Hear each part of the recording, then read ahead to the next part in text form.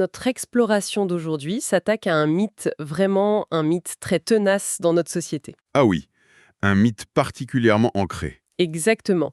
Le fameux self-made man. Vous savez, cette image très romantique de l'individu solitaire qui arrive au sommet uniquement grâce à son talent brut et une détermination incroyable. C'est une belle histoire, en fait. C'est le récit qu'on adore entendre. Mais le livre dans lequel nous plongeons aujourd'hui déconstruit cette idée, pièce par pièce. Et c'est fascinant, parce que pour comprendre cette approche, il faut d'abord regarder comment notre environnement immédiat façonne notre condition, même au niveau biologique. Tout à fait. Et l'auteur commence avec une histoire très révélatrice. C'est l'histoire de Rosetto, c'est ça, hein? Exactement. Roseto, une petite ville de Pennsylvanie dans les années 50. C'est une enclave fondée par des immigrants italiens. Et à cette époque, un médecin qui s'appelle Stuart Wolf tombe sur une anomalie statistique complètement déconcertante. C'est le taux de mortalité. C'est ça. Quasiment personne de moins de 65 ans ne meurt de crise cardiaque à Roseto. Ce qui est fou pour l'époque. Absolument fou. À l'échelle nationale, aux États-Unis, les maladies cardiaques sont alors la première cause de mortalité chez les hommes. Mais à Roseto, le taux est réduit de moitié. Et on n'y trouve pas non plus de suicide, pas l'alcoolisme, pas de toxicomanie. Les gens, ils meurent littéralement de vieillesse, quoi. C'est exactement ça. Et la première réaction, on l'imagine bien, c'est de se dire, ils doivent avoir un régime méditerranéen parfait. Riche. D'accord, donc pas la nourriture, le sport peut-être? Même pas. L'exercice physique régulier n'était pas la norme. Beaucoup fumaient et il y avait une proportion significative d'obésité. Alors c'est la génétique, ils ont des gènes de longévité. C'est ce que les chercheurs ont pensé. Mais ils ont examiné les proches de ces familles qui vivaient dans d'autres régions des États-Unis. Et là, surprise, leur taux de mortalité était tout à fait standard. Ah, et j'imagine que l'environnement géographique, l'air pur de la région, ça ne marchait pas non plus. Non, parce que les villes immédiatement voisines, sur les mêmes collines, affichaient des statistiques de santé bien pires. Donc si c'est ni l'alimentation, ni le sport, ni les gènes, ni la géographie, c'était quoi le secret? La conclusion a bouleversé la médecine de l'époque. La santé de fer des habitants découlait de la structure même de leur ville, de leur écosystème social, Un écosystème très soudé en fait. extrêmement soudé. Les foyers abritaient 3 générations sous un même toit. Les anciens n'étaient jamais isolés. Pour 2000 habitants, il y avait des dizaines d'organisations civiques. Et un égalitarisme social qui décourageait complètement l'étalage de la richesse. Ce qui réduit le stress de la compétition sociale. Exactement. Leur longévité n'était pas du tout une victoire individuelle. C'était le sous-produit direct de leur environnement et de leur communauté. Et c'est là que le livre fait un pont extraordinaire. Si la santé physique dépend à ce point de la culture, la thèse centrale ici, c'est que le succès professionnel, le génie même, fonctionne selon les mêmes mécanismes. L'individu suprêmement accompli n'existe pas dans le vide. C'est ça l'idée. Les parcours des génies de la tech, des grands musiciens, ce n'est pas juste du talent. C'est une toile tissée de hasards historiques, d'avantages systémiques. Et le but de notre discussion, pour ceux qui nous écoutent, c'est vraiment de décortiquer ces racines invisibles. Oui, de voir ce qui crée vraiment les destins hors normes. Et l'exemple le plus frappant de cet avantage systémique qui se trouve dans un milieu qu'on imagine être une méritocratie absolue, le hockey sur glace au Canada. Ah oui, l'exemple du hockey est magistral. Sur le papier, les joueurs sont filtrés uniquement sur leur performance. Tu patines vite, tu marques, tu montes en grade. Mais quand on regarde les dates de naissance des joueurs des équipes d'élite, c'est aberrant. Une immense majorité est née en janvier, février ou mars. Voilà, ce qui ne correspond pas du tout à la démographie normale. Pas du tout. Et le mécanisme à l'œuvre ici illustre un concept du sociologue Robert Merton qu'on appelle l'effet Mathieu. En référence au verset biblique, C'est ça. On donnera à celui qui a, et il sera dans l'abondance. L'explication du hockey tient à une simple règle administrative. La date limite d'inscription pour regrouper les joueurs par catégorie d'âge, c'est le 1er janvier. donc un enfant né le 2 janvier se retrouve dans la même catégorie qu'un enfant né en décembre de la même année. Exactement. Et à 9 ou 10 ans, presque 12 mois d'écart de croissance, c'est colossal. L'enfant né en janvier est beaucoup plus grand, plus fort, plus coordonné. Et les entraîneurs voient cette maturité physique et la confondent avec du talent brut. C'est l'erreur fondamentale. Cet enfant est alors sélectionné pour les équipes d'élite. Et à partir de là, l'avantage s'accumule. Il a de meilleurs coachs, il joue plus de matchs, il s'entraîne contre de meilleurs adversaires. Et donc, quelques années plus tard, il n'est pas juste plus grand, il est vraiment devenu meilleur. Voilà, le système a transformé un léger biais de calendrier en prophétie autoréalisatrice. Et c'est un schéma qu'on retrouve partout, dans le football européen, avec d'autres dates de coupure, et même dans l'éducation. C'est vertigineux quand on y pense. Une simple date sur un calendrier dicte la trajectoire d'une vie. Et ça nous amène à une autre notion très célèbre abordée dans notre exploration, la règle des 10 000 heures. La fameuse règle de la maîtrise. Oui, le principe qui dit que pour atteindre l'excellence mondiale dans n'importe quel domaine cognitif, il faut à peu près 10 ans de pratique intense, soit 10 000 heures. On l'utilise souvent pour glorifier l'éthique de travail. Oui, on dit regardez comme ils ont travaillé dur ». Sauf que le livre nuance énormément ça. La vraie question, ce n'est pas seulement de savoir qui a la volonté de s'entraîner 10 000 heures. Mais qui en a l'opportunité? Qui a eu la chance de pouvoir le faire? Prenons les Beatles par exemple. Leur succès mondial ne tombe pas du ciel. Le creuset de leur génie, c'est Hambourg, au début des années 60. Et ce n'était pas une tournée de tout repos. Pas du tout.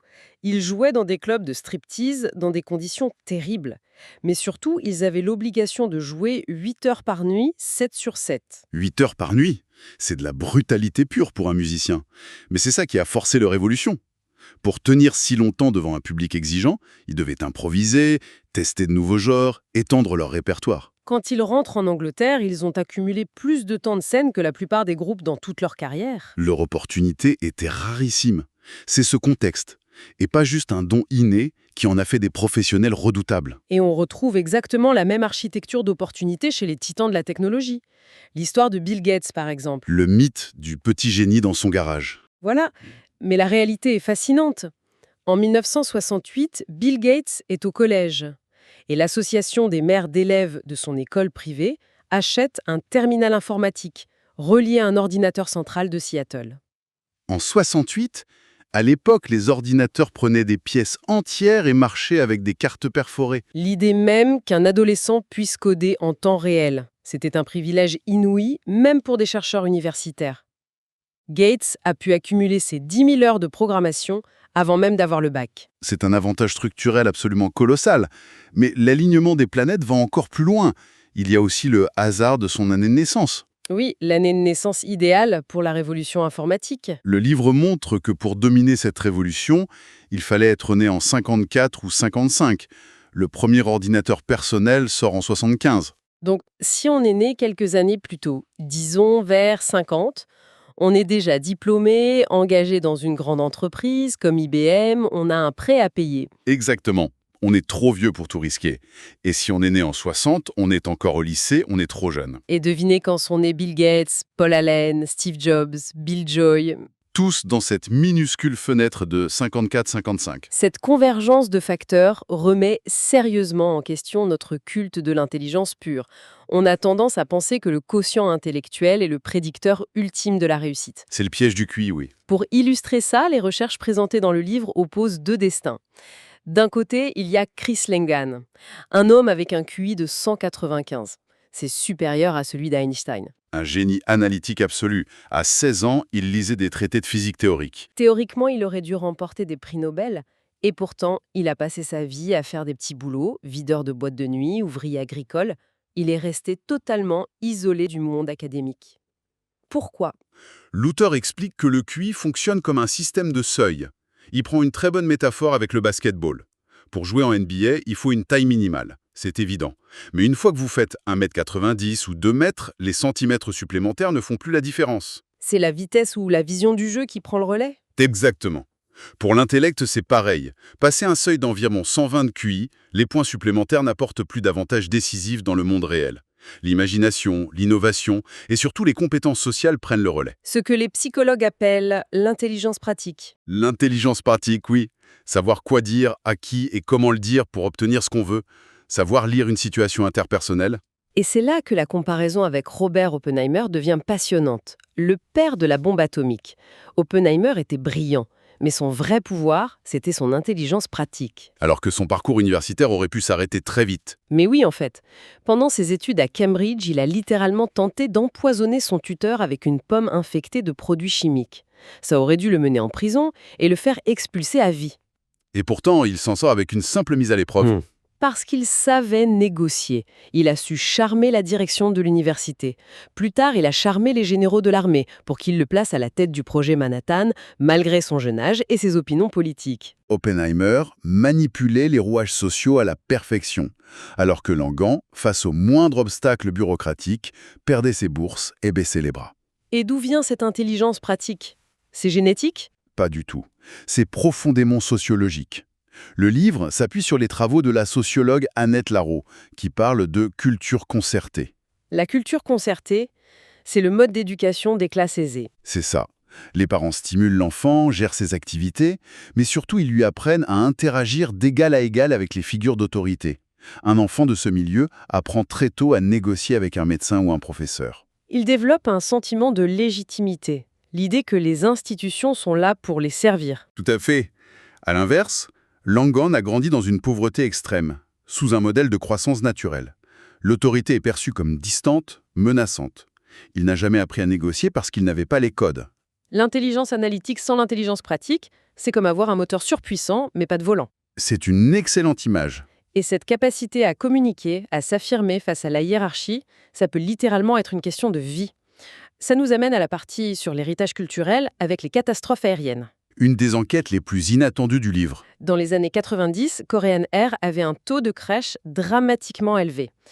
Naturellement, on a pensé à des problèmes techniques ou à de mauvais pilotes. Mais les boîtes noires ont révélé tout autre chose. Les accidents se produisaient souvent quand le commandant de bord faisait une erreur d'appréciation à cause de la fatigue ou de la météo. Le copilote voyait le danger, mais ne reprenait pas les commandes. Et il ne formulait pas non plus d'avertissement direct.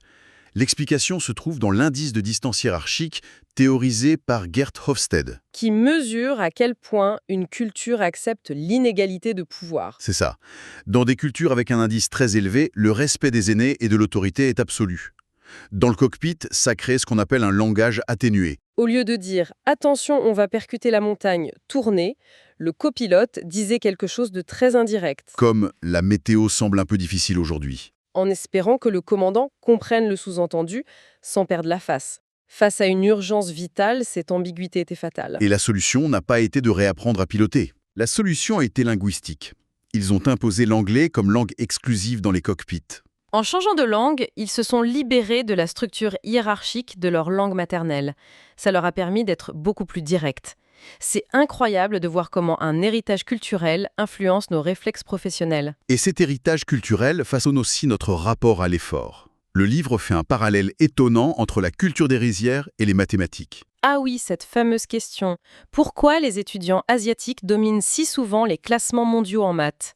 On a souvent cru à une prédisposition cognitive. Alors que l'explication remonte à l'histoire agricole du sud de la Chine. Cultiver du riz, c'est très différent de cultiver du blé. Totalement différent. Une rizière, c'est une agriculture de très haute précision. Il faut gérer l'eau au centimètre, repiquer chaque plant à la main. Ça demande jusqu'à 3000 heures de travail harassant par an pour une famille. C'est énorme. C'est colossal. Mais la particularité, c'est que la corrélation entre l'effort et la récolte est absolue. Plus le paysan travaille sa digue et des herbes, plus la récolte sera grande. Ça crée une éthique de travail bien précise. L'auteur cite ce proverbe magnifique.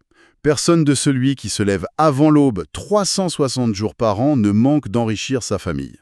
La culture valorise la persévérance continue. Mais le rapport avec les mathématiques modernes? Les chercheurs ont remarqué que pour résoudre un problème mathématique difficile, la variable la plus importante, ce n'est pas le QI, c'est la patience. C'est-à-dire le temps qu'un étudiant est prêt à passer sur un problème avant d'abandonner? Exactement. Là où de nombreux étudiants abandonnent après quelques minutes de frustration, cet héritage de la rizière pousse à s'asseoir à essayer différentes approches pendant 20 ou 30 minutes. Les maths récompensent l'endurance, et cette endurance est un legs culturel. Quand on rassemble tous ces éléments, l'effet de calendrier, l'opportunité des 10 000 heures, l'intelligence pratique, l'héritage culturel, qu'est-ce qu'on peut en tirer de manière concrète pour notre propre vie professionnelle? Le livre offre une grille d'analyse très claire sur ce qui rend le travail supportable, voire passionnant, ce qu'il appelle un travail qui a du sens. Parce que pour encasser 10 000 heures d'entraînement sans s'effondrer, il faut des conditions particulières. Il y a 3 critères fondamentaux. D'abord, l'autonomie. Ensuite, la complexité, pour stimuler l'intellect. Et enfin, un lien direct et limpide entre l'effort fourni et la récompense obtenue. Exactement comme dans la rizière. C'est ça. Quand un emploi réunit ces 3 critères, le travail acharné n'est plus une souffrance, ça devient un moteur d'accomplissement. C'est précieux pour choisir une carrière ou pour diriger une équipe. Et au niveau systémique, pour nos institutions, il y a la question cruciale de l'égalité des chances. Le livre aborde le cas des écoles KIPP dans le sud du Bronx, un quartier très défavorisé. Ces écoles rivalisent pourtant avec les résultats des quartiers très riches. Et l'analyse des données de ces élèves révèle une vérité assez inconfortable. Pendant l'année scolaire, les enfants défavorisés apprennent au même rythme que les enfants des classes favorisées. L'école publique fait son travail d'égalisation. Le décrochage ne se produit pas en classe. Il se produit pendant les grandes vacances d'été. Le fameux décalage estival. Les enfants des classes moyennes profitent de la culture concertée. Ils vont dans des camps de sciences, lisent, visitent des musées. Alors que les enfants défavorisés n'ont pas accès à ces ressources et perdent leurs acquis. Le programme KIPP n'a pas inventé une magie pédagogique, ils ont simplement neutralisé ce biais. En rallongeant les journées d'école et en raccourcissant considérablement les vacances d'été. En fait, ils ont fourni l'opportunité structurelle qui manquait. C'est la leçon la plus importante de cette réflexion. Il faut arrêter de juger l'intelligence pure et commencer à créer des environnements qui offrent massivement des opportunités. L'immersion d'aujourd'hui renverse vraiment notre vision du succès. Ceux qui parviennent au sommet ne sont jamais des plantes qui poussent toutes seules sur du béton. Ils sont le produit d'une longue chaîne d'avantages. Des mois de naissance favorables, des hasards historiques, des parents qui connaissent les codes, c'est une vision qui devrait rendre profondément humble quand on réussit. Et beaucoup plus bienveillant envers ceux qui n'ont pas trouvé la bonne fenêtre d'opportunité. Ça amène une question finale très provocante. Laquelle ? Sachant qu'on perd la moitié de nos talents simplement à cause de dates butoirs administratives ou de vacances d'été trop longues, combien de petits Mozart, de brillants ingénieurs notre société laisse-t-elle sur le bas-côté en ce moment même ? Et surtout, si on repensait nos systèmes, jusqu'où pourrait-on démultiplier ces talents ? Une réflexion vertigineuse à garder en tête pour imaginer l'avenir. Et il y a encore tellement de détails dans ces recherches sur l'industrie du vêtement new-yorkaise ou les montagnards des Appalaches qu'on n'a pas pu couvrir. La lecture complète de ce livre est un absolu régal pour quiconque s'intéresse à la véritable mécanique du succès. Un immense merci de nous avoir suivis pour cette réflexion d'aujourd'hui et à très bientôt pour une nouvelle immersion.